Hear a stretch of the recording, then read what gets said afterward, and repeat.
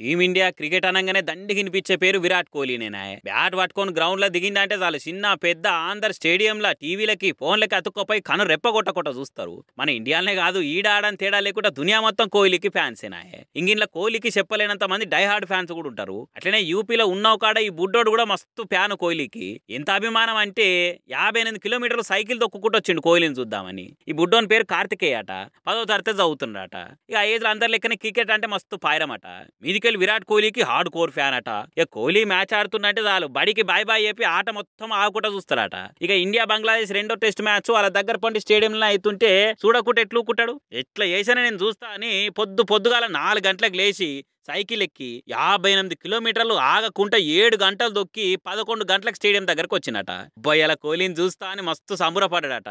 కానీ ఇంత కష్టపడి వచ్చినా బుడ్డోని కళలు ఆనందం కాదు కదా, నీళ్ళు వచ్చే పని అయిందట. అలా పొల్లు వర్షం పడి ఆట అయిపోయిందట. ఇవాళ పోతేంది నేను రేపు చూస్తా అని రాత్రంతా ఆనే ఉండట, ఇంటికి కూడా పోకుండా.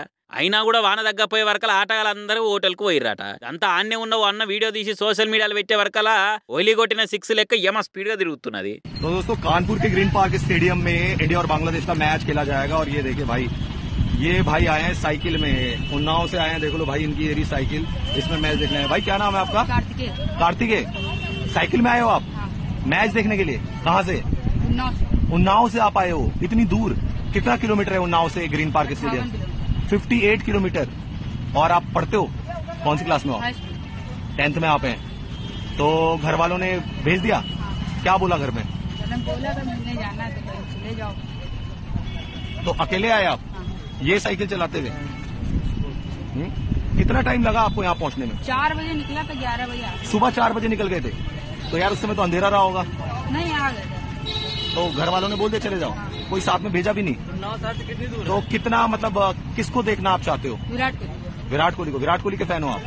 तो देखो भाई ये आए भाई, देख लो ये इनकी साइकिल, ये इनकी साइकिल। దాంతో నువ్వేం ఫీల్ కాక తమ్ముడు, ఇప్పుడు కాకుండా ఇంకా 4 వద్దులైనా చూస్తావు. అభిమానం ఉంటే ఎవరు ఆపలేరు, జర నిమ్మలంగా ఇంటికి పో అని అంటూ చూసిన వాళ్ళంతా. ఏదున్నా కానీ ఇంత ధైర్యంతో సైకిల్ మీద వచ్చిందంటే కోహ్లీ అంటే ఎంత ప్రేమనో కదా అని కొందరంటే, ఆ విషయాన్ని ఆపగలం కానీ అభిమానాన్ని ఆపలేంగా అనుకుంటే ఇంకొందరు కామెంట్లు చేయబట్టిరు. మరి ఈ ముచ్చట కోహ్లీ దాకా పోతే ఆయన ఏం చెప్తారో చూడాలి రేపు. బండి మీద వచ్చి మెల్ల షేన్లు దెంపకపోవుడు, దయ్యాలు తిరిగేయాల ఇండ్లల్ల పడి ఉన్నదంతా వేసుకపోవుడు చూసిన. ఇట్లా మస్తు తీర్ల దొంగతనాలు చూసినాం గాని ఓ సినిమా రేంజ్కు ఏ మాత్రం దగ్గకుండా కార్ చేజ్ చేసి మరి కళ్ళు తిరిగేటట్టు చేసిన స్టోరీ కేరళ త్రిశూర్ హైవే మీద అయింది. ఓ బంగారం దుక్కున పైన షాప్ లో బంగారం లేదు, అసలే లగ్గాల దగ్గర పడే సీజన్ అయ్యాని బంగారం కొనుక్కొని కార్ల పోతున్నాడట. మరి ఎప్పటి సంది ఫాలో అయ్యిరో ఏమో గాని వెనక పొంటే 3 కార్ల దొంగ వాళ్ళు వచ్చి ఇగో ఇట్లా దొరకబట్టిర్రు. హరే బంగారం తీసుకొని సేటును కూడా ఎక్కించుకొని ఆయన కారును కూడా వేసుకొని పోతున్నారు కదా. ఆ జీడిత్తుగా ఎత్తుకపోయిన బంగారం ఏం తక్కువ 2 కిలోలు ఉంటదట. పైసలల్ల లెక్కేస్తే 2 కోట్లు విలువ చేస్తుందట. కార్ల జరంత దూరం పోయినాక నీతో పని అయిపోయింది పో నడు అని కార్లకెళ్లి బయటికి నూకేసి ఆయన కారు ఇడిసి పెట్టాలి తుర్రుమన్నారట. బంగారం పోతే పోయింది, పానాలైతే దక్కినాయి అని లబ్బ నెత్తి నోరు కొట్టుకుంటా పోలీస్ స్టేషన్ పోయి ఫిర్యాదు చేసిండట. ఇదంతా వెనక పొంటున్న కారు కెమెరాల రికార్డ్ అయిందట.